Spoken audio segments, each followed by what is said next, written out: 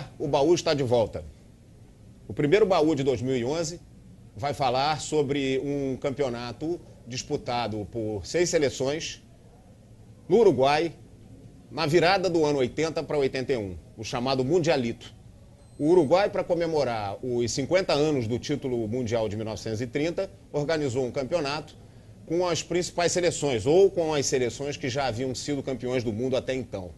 A Inglaterra recusou o convite, alegando que seus clubes não iriam ceder seus jogadores em plena temporada, e principalmente naquela época, entre dezembro e janeiro, quando o campeonato inglês tem mais jogos. Então a Inglaterra acabou sendo substituída pela Holanda, que foi vice-campeã mundial até então, em 74 e em 78. E para falar sobre esse Mundialito, que foi vencido pelo Uruguai, vencendo o Brasil na final por 2-1, nós trouxemos Edivaldo, que foi o lateral direito, o titular da seleção brasileira nesse torneio.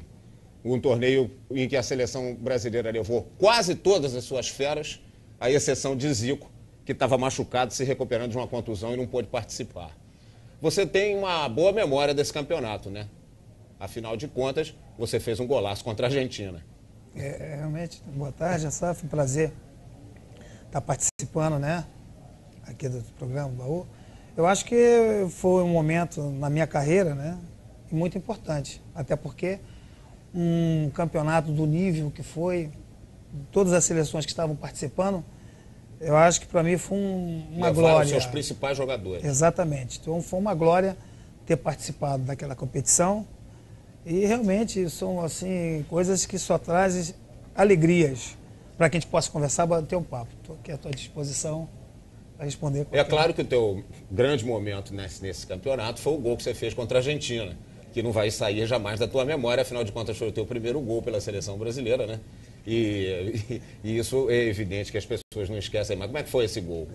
Deixa eu só contar aqui para a garotada. A Argentina fez 1-0 com o gol do tal de Maradona. E aí o Brasil conseguiu empatar com o gol do Edivaldo. Como é que foi esse gol? Foi um gol realmente, assim, uma coisa extraordinária, até porque é uma jogada que está vindo da esquerda e já na intermediária para a pequena área ela sobrou para a direita, só que o Isidoro estava na frente. Paulo Isidoro. Desculpa. E aconteceu que deu um grito, deixa. Lógico que o juiz não entendeu por causa da língua. E tive a sorte de deixar, ela rolou, e da maneira que ela veio, bati ao ângulo contrário do Filhol, foi onde eu fiz o 1-0. Né, de trivela, 1-1, aliás. De trivela, se não me engano. Bate pronto, como se fosse rolando de frente, bati no ângulo contrário do Filhol. E realmente foi um gol que marcou minha carreira. Acho que qualquer um atleta, né, que seja de seleção, que faça um gol da maneira que foi, do nível que tinha a competição, eu acho que não tem nunca como esquecer. Talvez vocês não saibam, mas o Edivaldo, esse torneio e talvez esse gol tenham ajudado, eu acho que sim, né, a garantir a tua presença na Copa do Mundo de 82, né? Acho que foi importante, muito importante, porque eu já vinha vindo de uma convocação, logo assim depois do turno que nós fomos campeões da Taça Guanabara, acho que na segunda partida houve a minha convocação, essa convocação contra o Paraguai, num jogo lá no Serra Dourada. Você jogava no Fluminense na época? No Fluminense, perfeito. E tivemos a felicidade de ganhar de 6-0. Não pelo placar em si, mas eu acho que pelo aspecto da partida, as jogadas em si, acho que foram coisas assim realmente maravilhosas. E principalmente, uma das jogadas que houve foi até um cruzamento meu, que o Sócrates fez um gol de voleio, que foi a coisa mais linda. Então, daquele momento para frente, foi onde começou a ter um espaço maior na seleção. Aí fiz vários amistosos, fiz toda a eliminatória, né, toda a preparação, jogando como titular. Fiz todos os amistosos depois, internacionais, que foram 3 contra a França, voltando, contra a Alemanha e contra a própria Inglaterra, que não se ganhava lá há não sei há quantos anos. Foi a primeira vitória de uma seleção sul-americana em Wembley, desde que o Wembley foi fundado em 1923, né? E nunca, até 1981, uma seleção sul-americana havia vencido lá. E o Brasil ganhou de 1-0 o gol do Zico. Com certeza, sabe? Obrigado pela memória. Realmente, isso, então, quer dizer, isso, contudo, eu acho que fez com que a coisa se desenvolvesse da melhor maneira.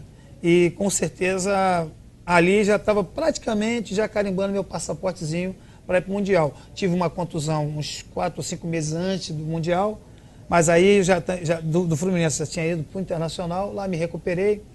O nosso preparador físico na época, né, que Deus o tenha, uma pessoa maravilhosa que era o Tim. Então ficou ali olhando, observando, me preparando, que eles se comunicavam sempre com o seu Tele Santana também, que tem em bom lugar. E a final da convocação final, eu tive a felicidade de ser convocado. Você acha que você podia ter jogado a Copa? Lembrando que o titular da Copa, na lateral direita, era o Leandro, do Flamengo, que era um jogador fantástico, extraordinário, de uma habilidade absolutamente impressionante. Eu estou exagerando, não? Não. Pelo contrário, eu acho que você está falando a coisa certa. Além disso, uma pessoa maravilhosa, um ser humano assim da melhor capacidade. Tivemos um convívio muito bom, independente da posição. Mas eu acho, particularmente, que eu teria assim, condições de participar, como eu tive a oportunidade de entrar pelo menos um jogo, que foi contra a Argentina. Uhum.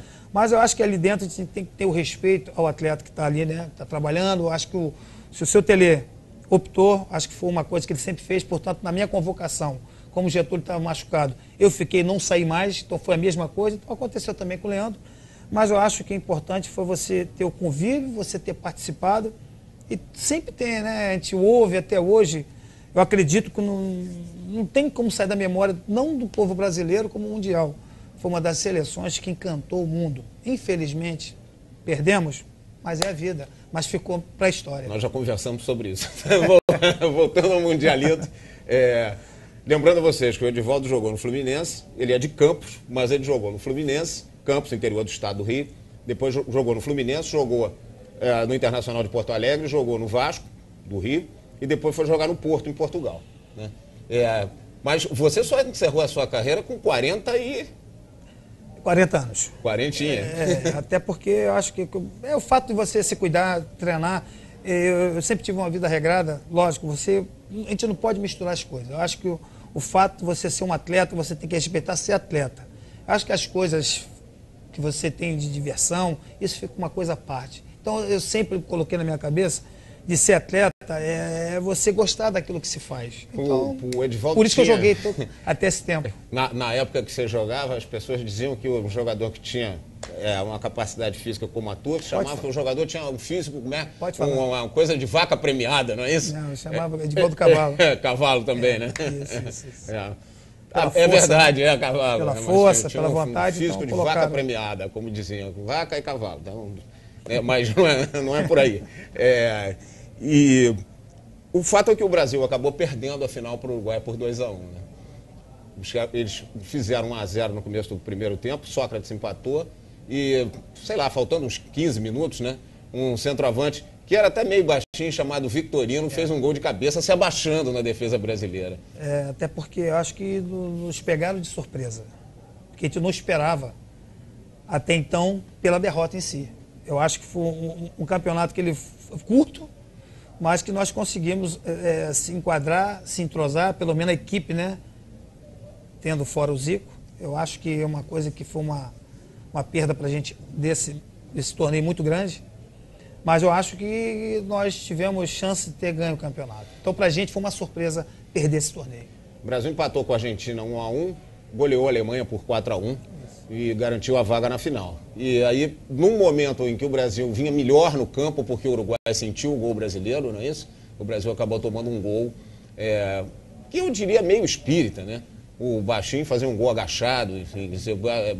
Eu acho que há um momento no futebol, num jogo de futebol, em que você, jogando contra uma grande seleção como era a do Uruguai na época, né? Você se distrai num momento, você perde o jogo, não é isso? Eu ia comentar isso agora. Aí você fala, uma distração. Eu acho que foi até uma distração, sim. Mas eu acho também você tem que olhar o lado também do adversário, da jogada que pegou de surpresa. Então, não que se esperava. Eu acho que foi uma jogada que houve aquela pequena distração, tiveram a felicidade, e o baixinho lá, rápido, conseguiu encaixar lá e fazer... Quem era o grande jogador da seleção do Uruguai? Rubem Paz?